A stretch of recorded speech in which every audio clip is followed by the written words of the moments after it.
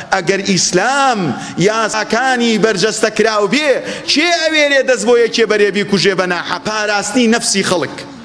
خوای پەروەردگار لە قورئانە وتمان لە نەبوونی حکمی دینە بزانە چۆن خوای گەورە ئەم پێنج فەرزەی بە ئایەت و بە فەرموودە و بە قانون و بە یاسا جێبەجێ کردووە لە ڕۆژی قیامەتە خەڵکی چاوەڕێی سزا بکات. ولا تقتلوا النفس التي حرم الله إلا بالحق. نفسێک نەکوژی بە ناحەق کە خوای پەروەردگار حرامی کردووە. ومن قتل مظلوما چی ئەمەی داهێنا ومن قتل مظلوما فقد جعلنا لوليه سلطانا فلا يسرف في القتل إنه كان منصورا. ئەگەر کەسێک هات و براکەی تۆی بە ناحەق کوشت ئیسلام دەستی تۆی کرداوە کردووە بۆی بیکوژیتەوە. ولا يسرف في القتل. برایەکتیان کوشتووە بێعەقڵانە هەڵمەکوتە لەسەر عایلێک و عایلەیە بکوژی.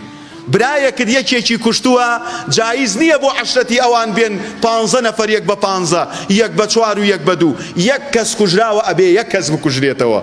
إلا اللهم أجر قتلك جماعي به مشترك به دكس خريجي كشتني يكز من أواء إسلام حكمي كشتن بو هر دكس كيان درأكا.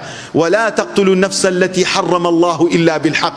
شيء ما يفير كردوا أو نفس نكوجين إلا بحق خوي إلا بوشتاني كواجب أبي لسري خلشي لسري بكجري هل قرانا ولدين كشتني خلشي بنا حق زاني محصن كسيك وها بتي الزيناب كاو خيزاني هبي خواب من بارزي خواي قول القرآن أفرمي نەچن مناڵەکانتان بکوژن لە بێباوەڕی و جاهیلیەتی کۆنا خەڵکیە چوو مناڵەکەی خۆی ئەکوشت خەشیەتە ئیملاق خەشیەتە ریزق لە ڕزق ئەترسا هەروەکو ئێستا چووکەم ئیسلام دادوەرنیە لە جیهانە خەڵکی مناڵەکەی ئەبێتە 7 مانگ لەسکی خێزانە بە دەرزیەک ئەیکوژێ ساڵانە هەموو ساڵێک نزیکەی 800,000 منداڵ لە جیهانی ڕۆژ ئاوا لە ناو ئەبرێ ئەزانی بۆ لە ناو ئەبرێ لەبەر ئەوەی بە مستەڵەحی زمانی ئەوان پێی ئەوترێ گێڵفرێند و بۆیفرێند پێی ئەوترێ کەپڵەکەی خۆمان کە خەڵکی پێی خۆشە لەم سەردەمە لەبەرەوەی هاوڕێ یەکترین ژن و پیاونین چ پێویستی بەوەیە مناڵ بخاتەوە و بێشک بکڕێ و شیر و دایبی بکڕێ بۆ مناڵەکەی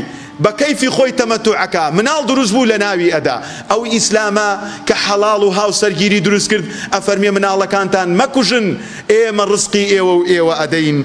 وخواي پروردگار أفرمي من أجل ذلك كتبنا على بني إسرائيل أنه من قتل نفسا بغير نفس أو فساد في الأرض فكأنما قتل الناس جميعا. أو إسلام نفسي خلشي أتواني ببارزي هيج دين يكيتر هيج ياسا يكيتر هيج قانون يكي دسكردي إنسان ناتواني إنسان ببارزي كركت أكوشن ببرشاو توا زور جار بوكا كشد لقلي أكوشن لا بندين خانة كان بسبين صال حكمي أدري وكو هوتيل نانو كباب وخواردني بي أدري توش زقي چاو دي شو كم حكمي خواطعتي لأبي أهوابيت.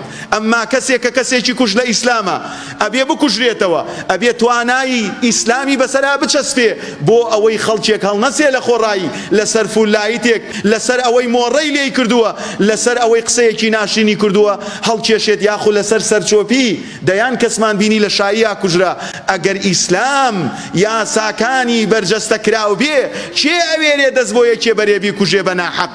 ولا تقتلوا النفس التي حرم الله إلا بالحق.